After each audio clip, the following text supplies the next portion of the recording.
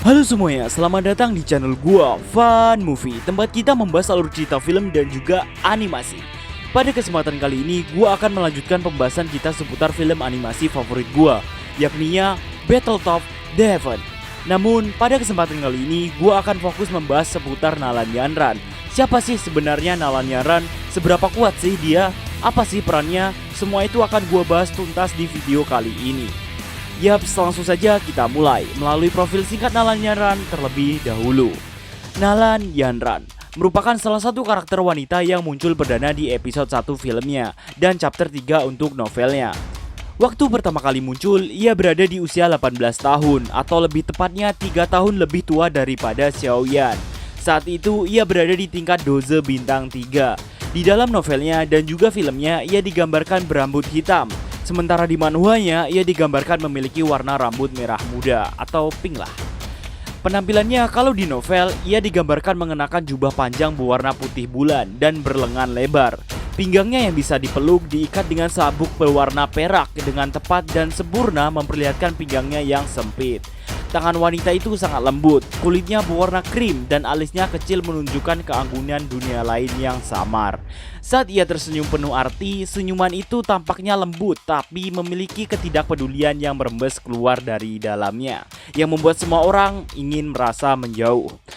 Kalau di dalam manhwanya, ia hanya digambarkan memiliki rambut merah muda panjang, mata coklat dan tubuh ramping putih.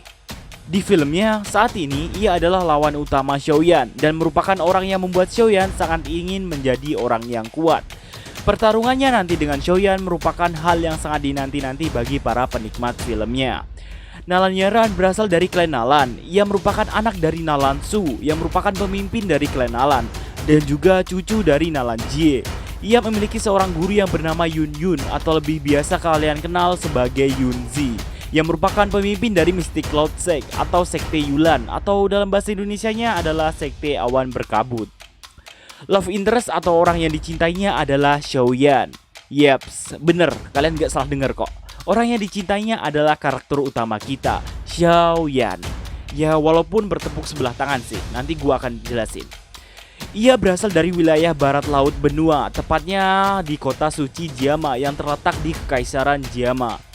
Ia dikenal memiliki kepribadian yang angkuh dan dingin, apalagi kepada orang-orang yang memiliki kekuatan lebih lemah daripada dirinya karena statusnya sebagai murid Yun Yun dan anggota Sekte Yunlan atau Mystic Cloud Sect.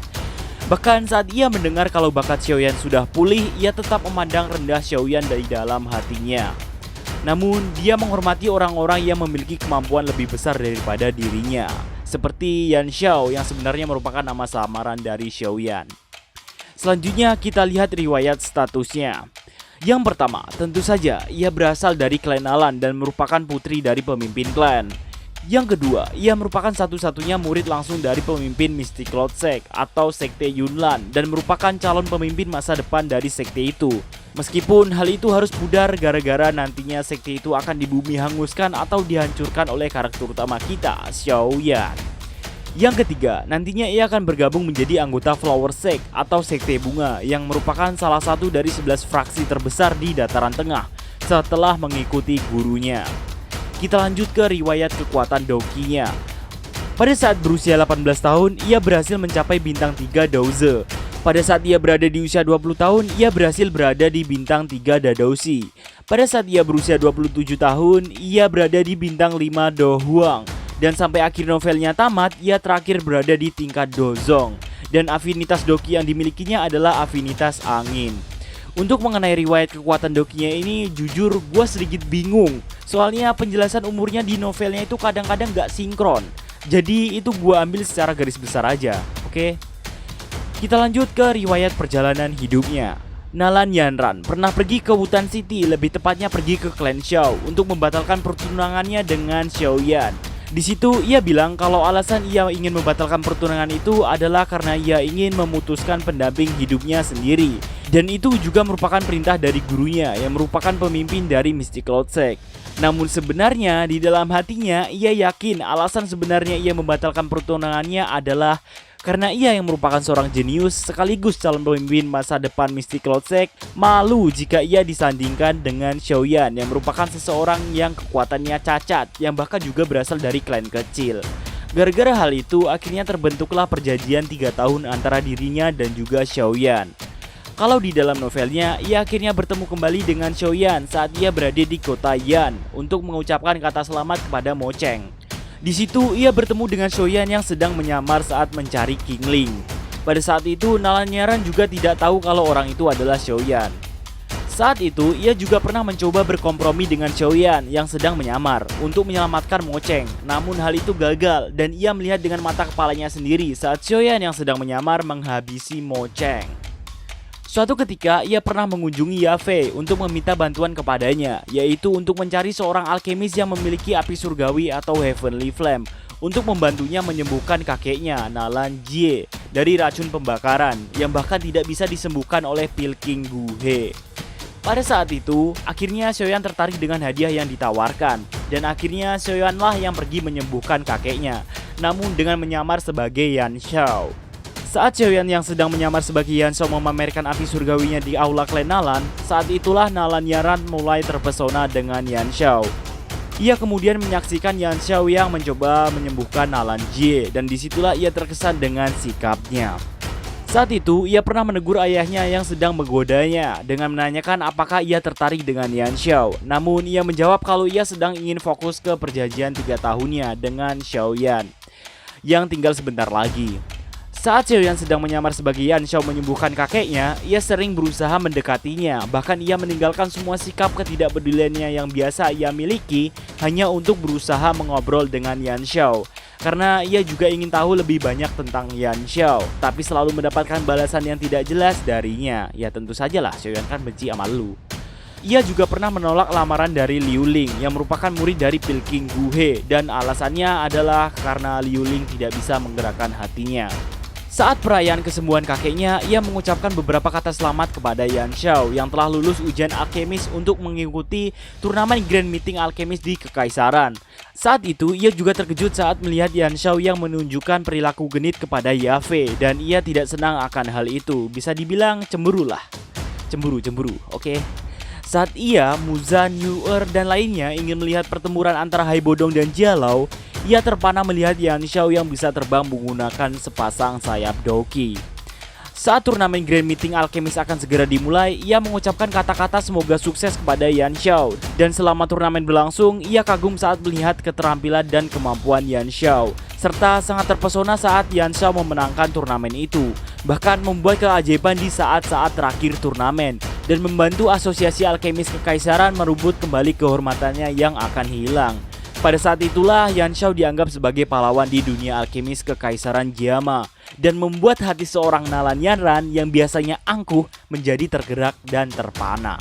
Sampai saat itu pun ia belum tahu kalau Yan Xiao itu adalah Xiaoyan yang sedang menyamar. Oh iya, di dalam manhwanya di sini ia mengatakan perasaannya kepada Yan Xiao, namun kalau di novelnya entah kenapa hal itu tidak ada. Kemudian ia akhirnya bertemu secara langsung dengan Xiaoyan saat perjanjian 3 tahun antara mereka telah tiba. Oh iya, saat itu Nalanyaran dan Xiaoyan sama-sama berada di tingkat Dadoushi. Jika kalian masih bingung tentang tingkatan Doki di film ini, silakan tonton pembahasan gua sebelumnya tentang tingkatan-tingkatan kekuatan di dunia Battletoads Devon ini. Linknya ada di deskripsi, oke? Di situ akhirnya ia bertarung dengan Xiaoyan. Saat ia merasa kalau kekuatan antara mereka sama dan seimbang, akhirnya ia menggunakan skill tertingginya, yaitu Wind Peak, untuk mencoba mengalahkan Xiaoyan. Namun Xiaoyan tidak hanya berdiam diri, dan juga menggunakan salah satu skill tertingginya, yaitu Mini Buddha Fury Flame Lotus, untuk menangani serangannya. Saat Xiaoyan menggunakan serangan itu, akhirnya ia pun menyadari bahwasanya Yan Xiao yang selama ini ia cintai adalah Xiaoyan, yang membuat dirinya tertekan. Setelah kekalahannya dari Xiaoyan, ia mencoba untuk bunuh diri dengan mencoba menusukkan sebuah belati ke tenggorokannya. Namun hal itu dicegah oleh Xiaoyan. Setelah Xiaoyan meninggalkan Mystical Sect, ia akhirnya dihibur oleh gurunya, yaitu Yun Yun. Saat Xiaoyan dalam perjalanan menuju Mystical Sect kembali untuk membunuh Yun Leng atas hilangnya ayahnya, pada saat itu juga Nalanyaran menceritakan semuanya kepada gurunya. Di situ ia juga meminta izin untuk memasuki gerbang kehidupan dan kematian. Beberapa tahun kemudian, ia juga menyaksikan saat Xiaoyan berhasil menghancurkan Mystical Sect. Di saat itu, ia barulah sangat menyesali semua keputusannya dahulu yang pergi ke Wutan City untuk membatalkan pertunangannya. Pada saat itu juga, ia juga menyadari kalau ternyata Xiaoyan dan gurunya yaitu Yun Yun memiliki sebuah hubungan. Setelah hancurnya misteri Cloud Sect, ia dan gurunya pun memutuskan untuk pergi dari Kekaisaran Jiama. Yang salah satu alasannya adalah karena ia ingin pergi jauh dari Xiaoyan untuk melupakan semua perasaannya terhadapnya. Namun beberapa tahun kemudian dalam sebuah kompetisi Heaven Mountain Blood Pool, di sebuah Heaven Eye Mountain Range, dataran tengah atau Central Plain, ia akhirnya bertemu lagi dengan Xiaoyan. Dan pertemuan itu bukanlah pertemuan biasa. Pada saat itu, Xiaoyan menyelamatkannya dari keroyokan 3 orang di kelas Do Huang. Apalagi sikap Xiaoyan saat itu kepadanya tidak seperti dulu, melainkan sebuah sikap lembut yang berkebalikan daripada biasanya, yang membuat perasaannya menjadi bercampur aduk kembali. Namun ia juga tahu kalau hati Xiaoyan sudah berada di gurunya. Setelah hal itu, akhirnya mereka berdua pergi bersama dalam menjalani kompetisi itu. Bahkan di saat itu, Xiaoyan selalu menolongnya dan membawanya mendapatkan salah satu posisi dari 8 posisi yang ada. Bahkan Xiaoyan mengajar orang-orang yang berani mengolok-oloknya. Gimana nggak baper coba kalau kayak gitu? Namun setelah peristiwa itu, akhirnya mereka berpisah kembali. Beberapa tahun setelah itu, akhirnya Nalanyaran bertemu lagi dengan Xiaoyan. Namun saat itu bukan secara kebetulan, melainkan emang ia yang secara sengaja pergi mencari Xiaoyan untuk membantu gurunya yang sedang terlibat masalah dengan klan yang saat ini mereka tempati. Mendengar hal itu berkaitan dengan Yunzi atau Yun Yun, tanpa basa-basi lagi, Xiaoyan pun langsung meninggalkan semua jadwalnya dan pergi untuk membantu Yun Yun. Setelah hal itu, akhirnya mereka berpisah kembali dan bertemu lagi saat mereka sama-sama ingin menuju ke Bodhisattva Ancient Tree untuk mendapatkan hati Bodhisattva. Sama seperti sebelumnya, pada saat itu Xiaoyan datang untuk menyelamatkan mereka yang sedang mengalami kekalahan setelah disergap oleh Sekte Langit Mendalam atau Perform Sky Sect. Oh iya, saat itu kondisi Yun Yun sudah menjadi pemimpin dari Sekte Bunga. Dan di situ Nalanyaran juga tidak sendirian, melainkan bersama Yun Yun dan beberapa orang dari Sekte Bunga lainnya. Setelah itu, akhirnya mereka pergi bersama menuju Bodhisattva Ancient Tree atau dalam bahasa Indonesianya adalah Pohon Kuno Bodhisattva. Pada saat itu, kekuatan Nalanyaran dijelaskan telah berada di tingkat Dozong. Setelah kejadian itu, tidak pernah lagi diceritakan secara pasti tentang keadaan Nalanyaran selanjutnya. Yang jelas, ia sekarang berada di Sekte Bunga atau Flower Sect dan masih menjadi satu-satunya murid dari Yun Yun yang sekarang menjabat sebagai pemimpin dari Sekte Bunga. Yang jelas setelah kejadian itu, beberapa waktu kemudian Sekte Bunga akhirnya bergabung ke aliansi Sky Mansion yang merupakan fraksi terbesar dan terkuat di dataran tengah yang dibentuk dan diketuai oleh Xiaoyan dan juga Yalao. Selanjutnya adalah teknik-teknik yang ia miliki yang telah ditunjukkan di sepanjang alur ceritanya. Yang pertama, Wind Spirit Fractal Sword yang merupakan teknik Do tingkat Swan menengah. Yang kedua, Thousand Wind Blade yang merupakan teknik Do tingkat Swan yang untuk levelnya tidak dijelaskan di sepanjang alur ceritanya. Yang ketiga, Wind Peak Dazzling Sunset yang tidak dijelaskan sama sekali berada di tingkat berapa di sepanjang alur ceritanya. Namun yang jelas ini adalah teknik terkuat yang dimiliki Nalanyaran saat itu. Baiklah, mungkin itu tadi pembahasan seputar Nalanyaran dalam dunia Battletoads The Heaven ini. Semua informasi tadi gue dapatkan dan gue ambil berdasarkan film, novel, dan manhwanya. Jika menurut kalian masih ada yang kurang, kalian boleh beritahu gue lewat kolom komentar di bawah. Ntar pasti gue bacain kok di video selanjutnya. Oke, jika kalian suka dengan video ini, jangan lupa like and komennya. Dan jika kalian suka pembahasan kayak gini, silahkan langsung pencet tombol subscribe-nya. Oke, so gue dari Fun Movie, terima kasih karena telah menonton video ini. Jangan lupa nantikan video gue selanjutnya, and sampai jumpa. Oke, bye-bye. Akhirnya tuh kering buat anjir.